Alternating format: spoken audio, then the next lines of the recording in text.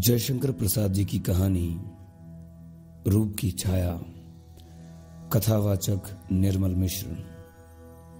काशी के घाटों की सौध श्रेणी जाह्नवी की पश्चिम तट पर धवल शैलमाला सी खड़ी है। उनके पीछे दिवाकर छिप चुके सीढ़ियों पर विभिन्न वेशभूषा वाले भारत के प्रत्येक प्रांत के लोग टहल रहे हैं। कीर्तन, कथा और कोलाहल से जाह्नवी तट पर चहल पहल है। एक युवती भीड़ से अलग एकांत में ऊंची सीढ़ी पर बैठी हुई भिखारी का गीत सुन रही है। युवती कानों से गीत सुन रही है, आंखों से सामने का दृश्य देख रही है। हृदय शून्य था, तारामंडल के विराट गगन के समान शून्य और उदास। सामने गंगा के उस पार चमकीली रेत बिछी थी। उसके बाद वृक्षों की हरियाली के ऊपर नीला आकाश, जिसमें पूर्णिमा का चंद्र फीके बादल के गोल टुकड़े के सदृश अभी रहते ही गंगा के ऊपर दिखाई दे रहा है। जैसे मंदाकिनी में जल विहार करने वाले किसी देव द्वंद्व की नौका का गोल पाल।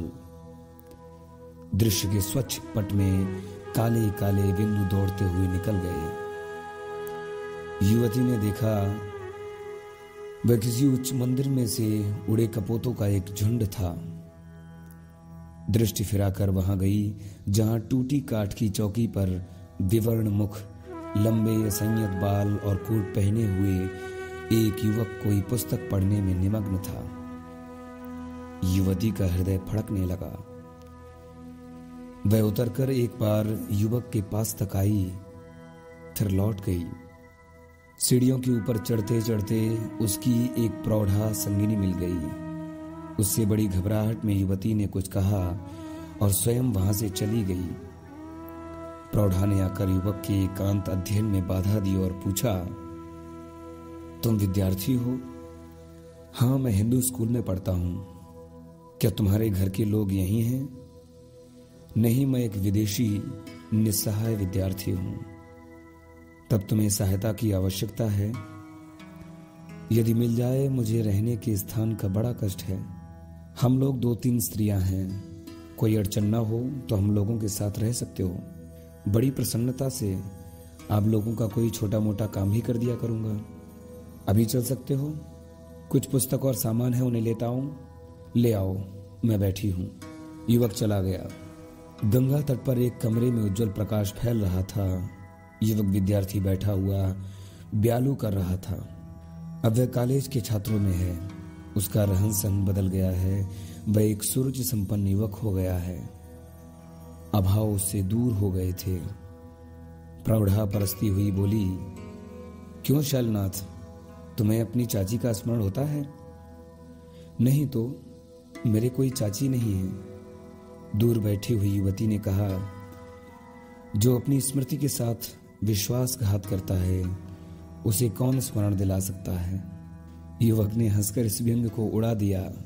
चुपचाप घड़ी का टिक टिक शब्द सुनता और मुंह चलाता जा रहा था। मन में मनोविज्ञान का पाठ सोचता जाता था। मन क्यों एक बार ही एक विषय का विचार कर सकता है? प्रौढ़ा चली गई। युवक हाथ मुंह धो चुका था। सरला ने पान बनाकर दिया और कहा, क्या एक बात मैं भी पूछ सकती हूं? उत्तर देने में ही तो छात्रों का समय बीतता है। पूछिए। कभी तुम्हें राम गांव का स्मरण होता है? यमुना की लोल लहरियों में से निकलता हुआ अरुण और उसके श्यामल तट का प्रभात स्मरण होता है? स्मरण होता है एक दिन हम लोग कार्तिक पूर्णिमा स्नान को गए थे। मैं बालिका थी। तुमने मुझे फिसलते देखकर हाथ पकड़ लिया था। इस पर साथ की स्त्रियां हंस पड़ी थीं। तुम लज्जित हो गए थे। 25 वर्ष के बाद युवक छात्र ने अपने जीवन भर में जैसे आज ही एक आश्चर्य की बात सुनी हो। वह बोल उठा, नहीं तो। कई दिन बीत गए। गंगा के स्थिर जल में पैर डाले हुए नीचे की सीढ़ियों पर सरला बैठी हुई थी। कारुकार्य खचित कंचुकी के ऊपर कंधे के पास सिकड़ी हुई साड़ी, आधा खुला हुआ सिर, बंकिम ग्रीवा और मस्तक में कुमकुम बिंदु महीन चादर में सब अलग अलग दिखाई दे रहे थे। मोटी पलकों वाली बड़ी बड़ी आंखें गंगा के हृदय में से मछलियों को ढूंढ निकालना चाहती थी। कभी कभी वह बीच धारा में बहती हुई डोंगी को देखने लगती। खेने वाला जिधर जा रहा है उधर देखता ही नहीं, उल्टे बैठकर डांट चला रहा है। कहाँ जाना है इसकी उसे चिंता नहीं। सहसा शैलनाथ ने आकर पूछा, मुझे क्यों बुलाया है? बैठ जाओ। शैलनाथ पास ही बैठ गया। सरला ने कहा, अब तुम छिप नहीं सकते, तुम ही मेरे पति हो, तुम ही से मेरा बाल विवाह हुआ था।